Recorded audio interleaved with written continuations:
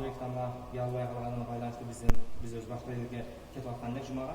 Ошол жерден суранып бир энеси ооруп калыптыр. Ошого байланыштуу ялбай калган өтүп бериң деп суранган, ошон үчүн келдик. Иншалла бүгүн канча убакыт болсо ошол жума намазына чейин бир аз сиздер менен ошол бирөөнүн аксул малул гайр, башка бир мусулман бир тууганны, тактап айтканда бир башка бир агасынын, инисинин же кошунасынын, кыскасы башка бир мусулмандын малыны ыраазылыксыз алуу.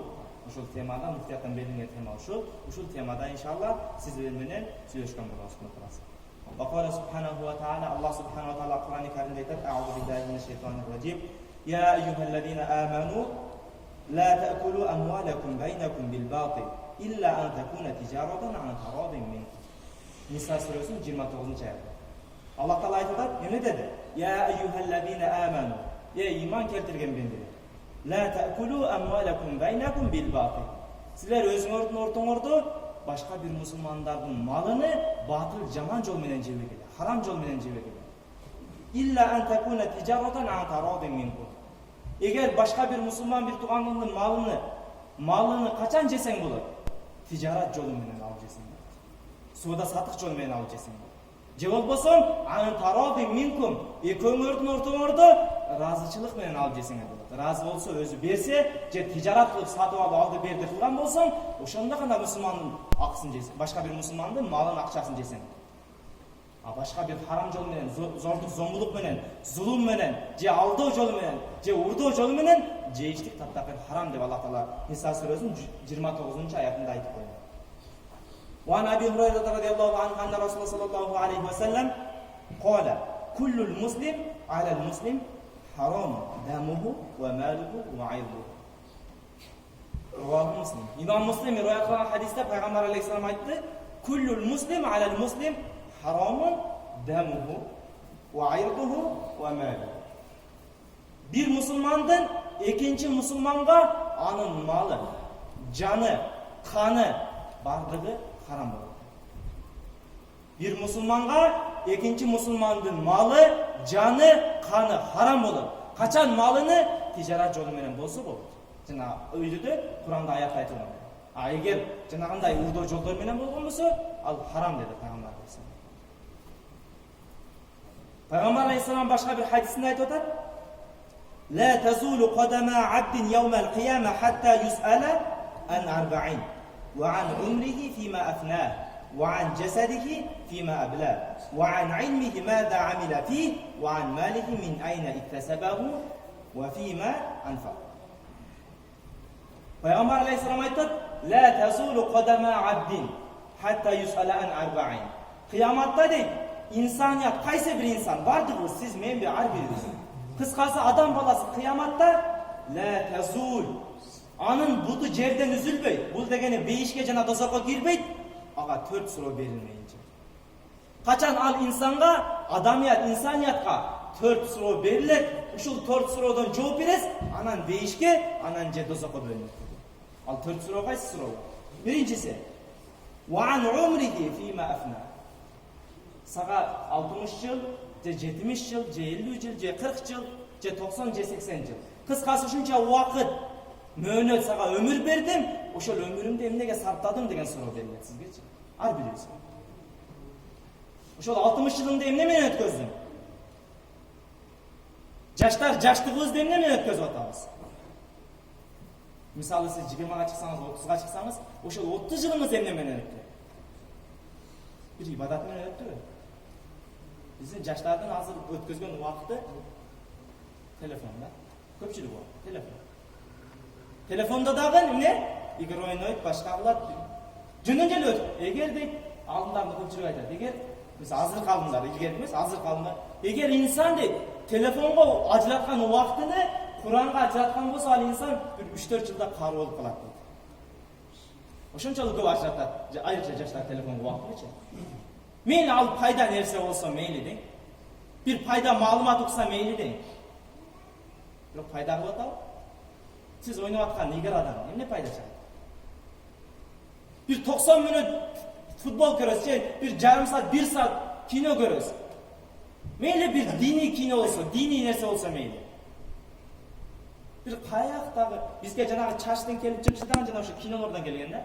Өзү негизи кече сиздер өзүңүздөр аксакалдар билсеңиздер, кече чарчы эч ким койбойт эле жанагындагычы, көкүл. Мен туулган мен багы, мен эсин таккан мезгилде анын мезгилде дагы эч ким жанагындай чач коюшпайт.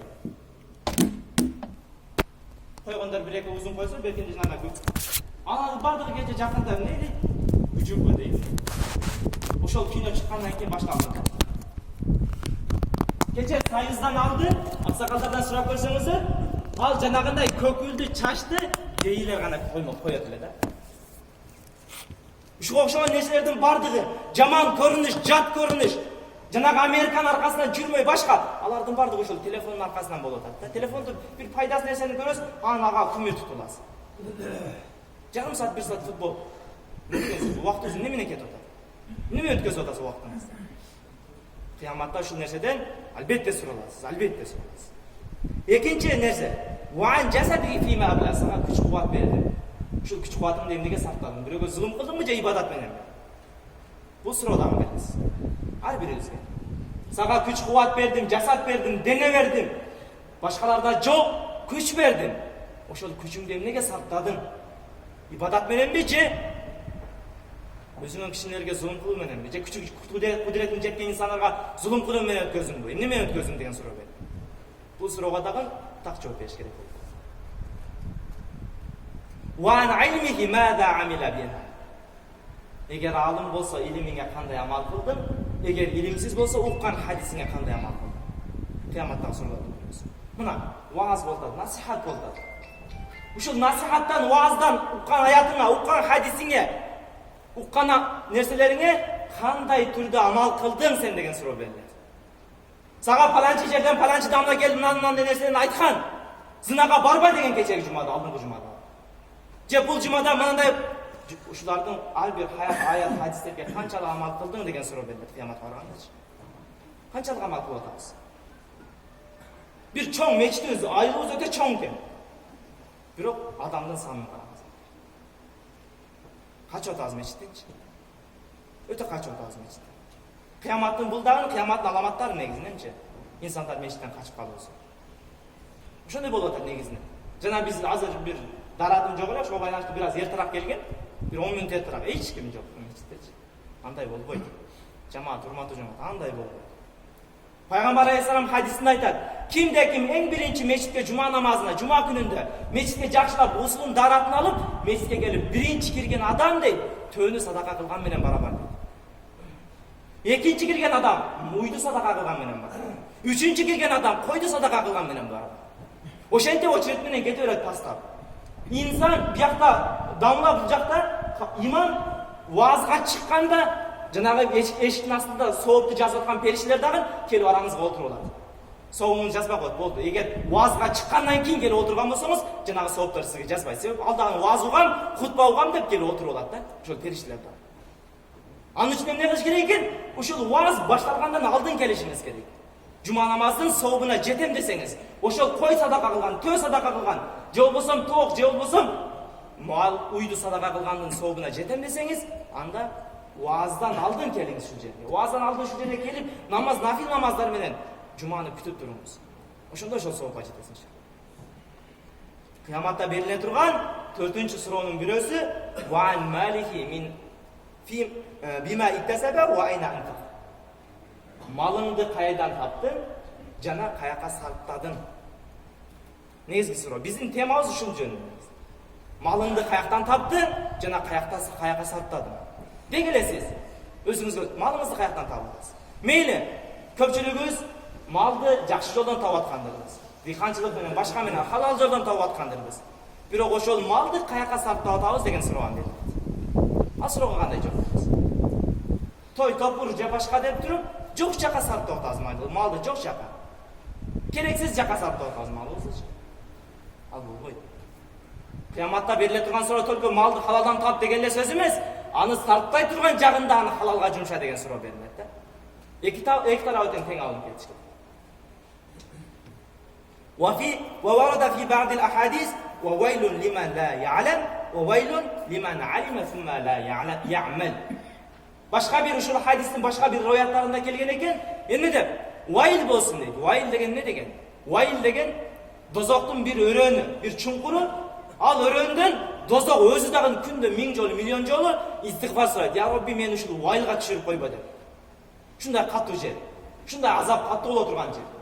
Дозок өзү дагы күнүнө истигфар сурайт. Я Робби, дуа кылат. Я Робби, мени ушул вайлдан куткар мени депчи. Пайгамбар алейхиссалам айтат. Вайл, ошол дозоктун вайл деген өрөнү болсун, кайсы бир инсан ушул хадисти, ушул нерселерди билбесе, же болбосо эгер билген болсо, билгенден кийин амал кылбаса дейт. Хадис туктуңузбу? Ага амал кылбас. Эгер хадис туккандан кийин ага амал кылбаса, ага вайл болсун. Дозокто ошол вайл деген өрөнү болсун. Наудубилла, Аллах сактасын ушул нерсе. Анан дагы бир нерсе бар, айтып өтүш керек албетте бул нерсени дагы. Мына мисалы, араңыздарда өкмөттө иштеген же башка бир мамлекеттик иштерде иштегендер бардыр. Бир аз караңыз, лукмаңызды караңыз. Пайгамбар алейхиссаламдын хадисине биринчи көңүл буруңуздар. Пайгамбар алейхиссалам айтып атат, Анна саллаллаху алейхи вассалам кол: "Я Кa'b ibn Umayra, innahu la yadkhulul janna lahmun nabata min suhti." Пайгамбар алейхиссалам айтат, албетте бейишке кирбейт кайсы бир көш харам тамактан чоңойсо. Харам лукма жеп чоңойгон эт, харам лукма жеп чоңойгон бала, ал эч качан бейишке кирбейт. Билип алыңыз. Мына мисалы көп кербилерибиз паспортусу же башка же бир өкмөттө иштейсиз, башка да иштейсиз. Бир аз лукмабызды карайлы. Ашша болуп кетип атабыз. Сүткорлукту жоготобуз дейбиз, рибаны жоготобуз дейбиз, башканы жоготобуз дейбиз дагы. Өзүбүз ошол нерсени ашша кылып атабыз. Мисалы бир инвалид адам барып, жанагындай жардам пул алам десе, ага дагы коррупциясыз өтпөйт экен агачы. Ошондой болуп калды азыр. Керек болсо өзүңүздөр дагы байкагандырсыздар. Өкмөттө иштегендерге барып, жанагы инвалид адамга дагы эгер ошого жардам пулу чыгарып бер десе, бары бир мынча ташайсың, анан кийин чыгарып берем дейт. Ошол инвалиддин дагы акчасын жегиси келип атат, инвалид. Бирөөнүн көзү жок, бирөөнүн буту жок, бирөөнүн колу жок, бирөөнүн бир жери сынган же башка болгон. Ошол дагы жардам пулун алам десе, ошодон дагы акча жегиси келип атат. Бир жаш балдарды пособияга же башкага өткөзөм десең, сөзсүз бул акча бербесең өлүп кетсе өтпөйсүң. Өлүп кетсе өткөзбөйсүң. Болбойт бул нерсе. Сиз кыяматта сураласыз, ошол жеп аткан тамагыңыздан. Айтыңчы, ошол мисалы бирөөнүн наразылыгы, бир инвалидден алган акчаңыз сизге халал болобу? Адал болобу ошол акча? Бир аз карабайлы ошол жагын. Жөн адамдан алса деле бир инвалидден дагы алабыз, инвалидден. Буту колу жок. Бир аз ойлонолу. Бир аз өзүбүзгө келейли. Кыяматта төлкөлө дыйкандарды сурабайт. Балким ошол өкмөттө иштегендерди, военныйда иштейби, башка да иштейби, бардыгын тегиз суралат. Бардыгыбызга жооп бирдей. Бардыгыбыз ошол коррупциянын, ошол бир паракорлуктун алдында жооп беребиз, албетте. Эгер туура эмес тамак жеген болсо. Анан дагы бир нерсе азыркы хадис: "Ла ядхулул жанна лахмун набата мин харам." Кайсы бир эт, кайсы бир инсан харам тамак жеп чоңойгон болсо, ал инсан эч качан бейишке кирбейт дейт. Лукман тазалайды. Жеген тамагыбызды тазалайды. Халалдан табышка аракет кылайлы. Халалдан рызык табайлы. Харам нерселерди токтотойлу. Эгер буганча кылып келген болсок, Алла деп бир истигфар сурап, дуа кылып, кайра кайтайлы өзүбүздө. Дуа кылайлы ушул кылган амалга.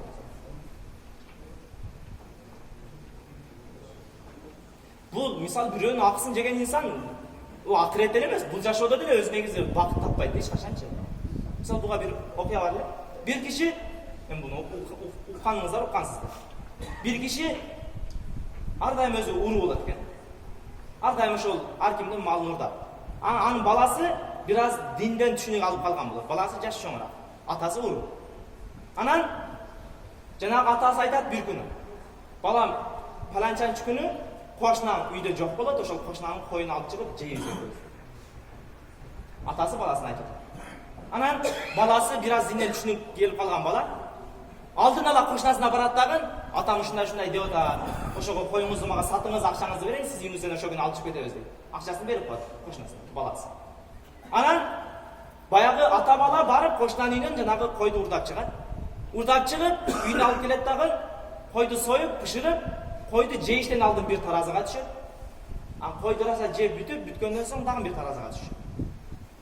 Баланы караса, бала канча бир килограмм кошкон, атаны караса кайра наоборот азайган кошкон. Анан таң калат. Баягы атачы. Эмне мен килограмм кошподум, сен коштуң дейт. Ата дейт. Бул сиздек азыр бунун харам тамак экендигини, уурдалган тамак экендигини билип туруп коркуп жедиңиз. Аныңыз эч качан сизге жукпайт. Мен анын акчасын барып төлөп койгон элем. Мен коркпой жедим, качан коштам келип калат экен деген ойдо жеген жокмун. Мен өзүм акчамы алдым деп, уверенный отуруп жедим деди да. Ошон үчүн мен килограмм кошулду деди. Бул жашоодо эле жугушу булчу. Бул жашоодогу бир мисал да сиздергечи. Негизги нерсе акыреттеги сурак суал эң чоң, эң катуу, эң коркунучтуусу ошо. Али Наби саллаллаху алейхи ва саллям: "Тати аля наси заману ла юбали ал-мар ма ахаза минху амин ал-халал амин ал-харам." Ушул заман келет. Пайгамбар алейхиссалам айтат: "Инсандарга бир заман учур келет. Ал учурда инсандар жеген тамагынын кайдан экендигин билбей калат. Харамданбы же халалданбы? Аны билбей калышат. Жеген тамагыбызга карайт. Халалдан таап атабызбы же харамдан таап атабызбы?" Ва Наби Хурайра радияллаху анху ан Наби саллаллаху алейхи ва саллям: "Ман кана индаху мазламатун ли ахихи фальятахаллал минха." Пайгамбар алейхиссалам айтат: кайсы бир инсан анын алдында башка бир мусулман бир тууганынын акысы болсо, ыраазычылыксыз алынган акысы болсо, бир мусулмандан карыз алгансыз, же болбосо акысын эптеп бир жерден кымтып алгансыз деп. Кыскасы, башка бир бирадарыңыз, коштаңыз, башкаңызбы, анын акысы сиздин алдыңызда бар болсо, фальятахаллал минха. Андан ыраазылык сурап, же болбосо кайтарып берип, халалдап алсын ошол, адалдап алсын ошол акысын. فإنه ليس ثم دينار ولا درهم من قبل أن يؤخذ لأخيه من حسناته. Себеби эгер ал инсан жанагы мусулман бир тууганын акысын халалдап албаган болсо, адалдап албаса, анда кыяматта бир учур келет, ал учурда динар, дирхам, акча, сом, мал, эч бир дүнүйө жок учурунда ал жанагы мусулман бир тууганын акысы бар эле да бул инсанда. Өлгөндөн кийин кыяматка барганда дейт, бул инсандын хасанат сооп амалдары ал инсанга берилет. Fa in lam yakun lahu hasanat ukhidha min sayyiati akhihi faturihat alayhi. Эгер баягы зулум берген, жанагы мусулмандын бир тууганынын акысын жеп алган адамда сооптору калбай калган болсо, сооп амалдары калбай калган болсо, анда жанагы инсандын күнөөлөрү бунун үстүнө ташылат дейт. Анын күнөөлөрү себептүү бул жазасын тарта берет. Себеп анын акысын жеп алгандыгы себептүү. Бир аз ойлонуп. Эми бул хадис келди. Бул хадис бир адамдын, бир мусулмандын акысын жеп алган болсоңуз, ошого ушунчалык анын сооптору сиздин соопторуңуз ага берилет экен. Эгер сообуңуз калбаса, анын күнөөлөрү сизге жүктөлөт экен. Эми бир аз мамлекет иштегендер ойлонот. Сиз жалпы мамлекет эмес дегиле. Ар бир элдин башында турган инсандар эгер жеп аткан болсоңуз, сиз жалпы элдин акысын жеп атасыз да. Бир адамга сообуну бербей жеткизе албаган адам кантип жалпы элдин акысыны жеп туруп, ага сообуну жеткизип бере алсын? Дегеле сообун жеткизип бере албаган болсо, анда алардын бардыгынын күнөөсүнө сиз жаза алып калбаңыз. Эгер элдин үстүндө болсоңуз, бир аз ойлонуңуз. Эгер элдин акысы сизде болгон болсо, Аллахтан коркуңуз. Эртерээк коркуңуз. Эгер буга чейин жеген болсо, истигфар сурап, барып ошол элдин ар биринен кечирим сураңыз. Мен ушундай жеп койгон элем деп. Себеби бул азылдаша турган нерсе эмес. Бул тамаша нерсе эмес сиздерге. Бул кыяматта өтө катуу жооп бере турган нерсе. Башка бирөөнүн күнөөсүнө дозокко кирип калуу бул өтө катуу нерсе. Ошондуктан бир аз элдин башында болгондор, элдин акысын жейм дегендер болгон болсо, Кудай сактасын, Аллах сактасын, бул нерседен дароо узак болойлу, бул нерсеге жакындашпайлы, иншалла. Ал элдамда дагы бир нерсени тайнады эле бизге. Бул жакта Акшарда медресе курулуп атат деди. Ага дагы ошол ашарчы жардамчылар керек экен. Эгер көңүлчөн инсандар болсо, жардам берем дегендер болсо, барып жардам берип койсоңуздар өтө жакшы. Анан дагы ошол жерге терек жетишпей атат дейт. Ошого дагы жардам салым кошуп койсоңуздар өтө жакшы болот дейт. Кыяматта дейт ушул убакыт өз негиз болуп калды. Бир окуя айтылды. Хадистерде, чоң китептерде келет. Кыяматта дейт 4 инсан бейишке барганда 4 инсан бейиштин дарбазасына мен биринчи кирем деп талашып калат. Өзү негизи кыяматта бейишке акыркы болсом кирсем мейли деп турушат да инсандарчы. Акыркы болсом эптеп бейишке кирсем болду, тозокко кирбесем болду депчи. Бирок жанагы 4 инсан мен биринчи бейишке кирем дейт. Ушундай чоң бакытка жетишкен инсандар. Алар кимдер десе, Алар birinci alımlar, ikinci acılar, üçüncü şahitler, dördüncü muhsindir. Uşul 4 insan men birinci kirim dep atkanda Cebrail aleyhisselam Allah Taala aytadi. Ya Cebrail barıp alardın aldığında adiletlülük menен hüküm çıkar. Kimisi birinci kirige akıllı olsa oşol insandı birinci beşike kirgizdi. Anan Cebrail aleyhisselam geletken kelip janagı jere gelip acılardan sorayt birinci. Sizler emne amal kıldыңыздар? İnsanlar beşike akırk olsa hem kirse meyli dep atsa, sizler birinci kirim dep atasыздар. Sizler kандай жакшы amal kıldыңыздар? Acılar aytат, biz Allah farz kılgan acılıkты kılıp geldik. Oşol Baytullohga malımız menen barıp, oşol Ka'bany ziyaret kılıp geldik. Munun soğuk ekenligini kimden uqtыңар dese, alımlardan uqtuk. Anda alımlar sizlerdi ustazına turbay, ustazlarına jol berбейсиңер deydi. Meyli ustazlarımız alımlar bizge jol körsetkenler birinci kirsin deydi. Ekinci şahitlerden soraydı. Sizler emne amal kıldыңар dese, bular aytат, biz Allah joluna canımızды kurban kıldık, Allah joluna öldük. Munun soğuk ekenligini kimden uqtыңар? Bular dağın alımlardan uqtu. Alımlar ustazına turbay, analarga jol berбейсиңер. Bular dağın alımlarga jol berişet. Üçüncü muhsinlerge barat. Muhsinlerge barıp sizler kanday amal kıldыңар dese, alar dağın uşundaydı. Allah joluna malыбызды sartladı. Bunun soğuk ekenini kimden uqtыңар? Bular dağın alımlar. Dördüncü alımlarga barat dağın. Sizler bardığın ustaz ekensiңер, beşike bir içkirgile degende alımlar jok. Bizdin bu alımdık darajaga жетişibizge sebepçi insanlar var. Alar kimdir? Alar muhsinler deydi. Muhsin kim? Muhsin eğer oşol muhsin insan, ihsan kılgan insan maga kitebimdi alıp berбеген.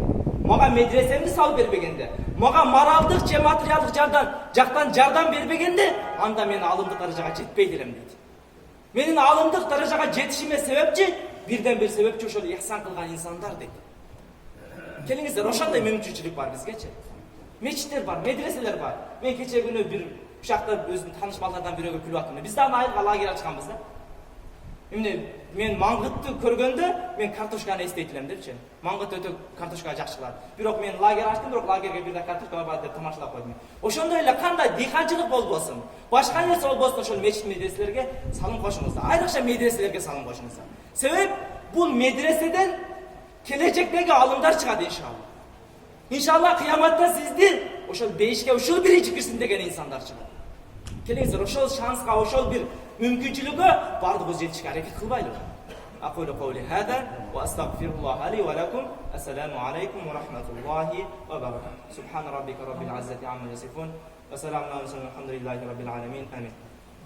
اللهم إنا نسألك علما نافعا وحفظا كاملا وذهنا شاملا وفهما زكيا وتوفيقا لتحصيل العلوم. Ya Rabbal Alamin, şu aytılgan maselelerde özüңdүн razılığın, şu aytılgan maselelerden kılgın. Aytılgan ar bir ayat hadislerge amal kılıp yaşaştıkta nasip kılgın ya Rabbal Alamin.